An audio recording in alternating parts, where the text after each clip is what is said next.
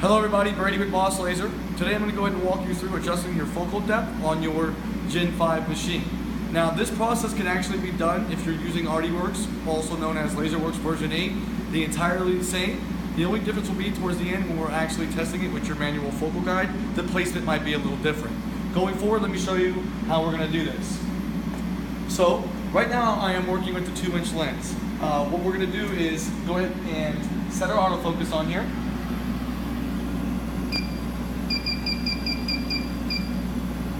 Enter, and if you look right here, it'll come up, make the contact, and do its bounce back. Now, 2 inches, theoretically you want to be about 2 inches away from your lens on down. So, with that being said, let me go ahead and measure. And on your Gen 5, you want to place your acrylic right here and go down. Now, right there tells me I am completely off. Now, my lens rests right about here on this machine. So that is exactly 2 inches away. So I need to come up a little bit. And how I would make that adjustment is quite simple. First, I want to do a pulse. I want to see what my spot size I'm actually working with on here. So my machine, again, is a prototype machine. Only for this purpose, I have it set up to where I can pulse and run this with my lid up. When you're doing this at home, your lid will be closed. Make sure your chiller and your air is on. So once you do your autofocus, you're going to want to go over here, escape out of your Z movement, and hit the pulse button. Now if you look, I'll slide the head over, you'll see a big spot size. That's not good. What we're looking for is a really tiny pinpoint dot. So I know that we're obviously not in line here and we're not in our right focal depth, so we'll make our change. And how you make your change is going to be in your software. So what you're going to do is open up your ArtWorks version 8.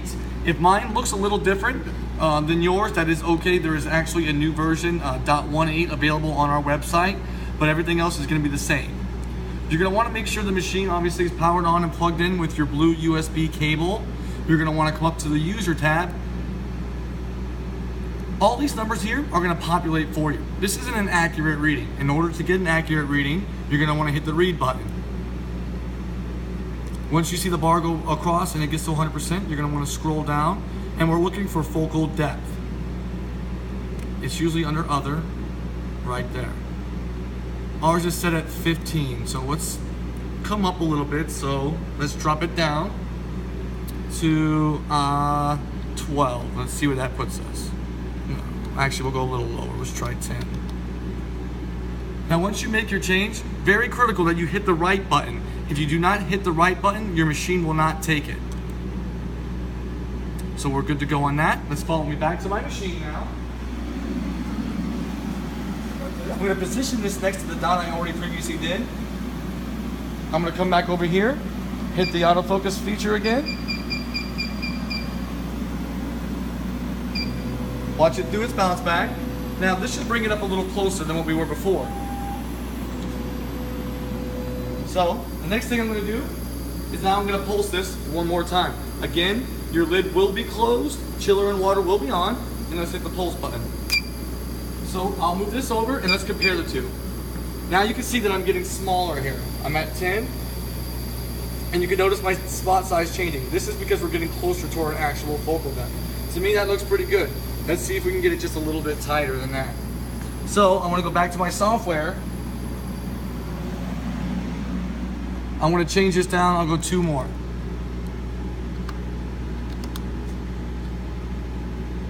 Change it to 8 and make sure I hit right. Let's just make sure it took. And it did. Okay, back to our machine. Let's hit the ZU button again. Scroll down to our autofocus feature here. Hit enter. Watch it do its thing. And we're going to put another dot right next to that one. Again, lid down, chiller, water on, pulse, move the head. Now that is a perfect tiny dot, and that tells me I am pretty much at my perfect focal depth. Now let me go ahead and show you with my acrylic. Should be pretty much on at this point, which it is, perfectly on. All right, and that right there is how you would adjust your focal depth on your machine. like I said, if you have a different model head, find out where your lens rests, use the focal guide they assign to you, and just measure off that. The software part of that is all going to be the exact same as what we just walked you through. A real simple way also to monitor what number you should put in there is, if you don't want to keep going back and forth, what I recommend doing, if you want to follow me over here, the second way, would be to simply, let's say you were lowered down. Let me do an autofocus one more time. What I want you to keep in mind is that we changed this number to 8 in our software, if you remember. My Z, after we autofocus, should be right there. It should say 8. So, with that being said, if you lower your table down to find your perfect dot size by like this,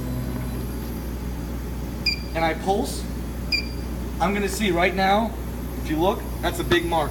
But if you come up here, look at my Z. If I did want my mark to be that big and that far for whatever reason, this is the number I would change my focal depth to, that 24.9.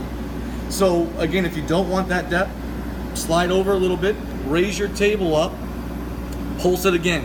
Whatever that number is, if you like that number, then go back to your software and put that number. Again, you would want to read, then write, and that's going to be how you would adjust your focal depth. Again, if you have any other questions or concerns on how to do anything else on your Boss Laser machine, give us a call or email us at techsupport@bosslaser.com. Thank you guys and have a great day.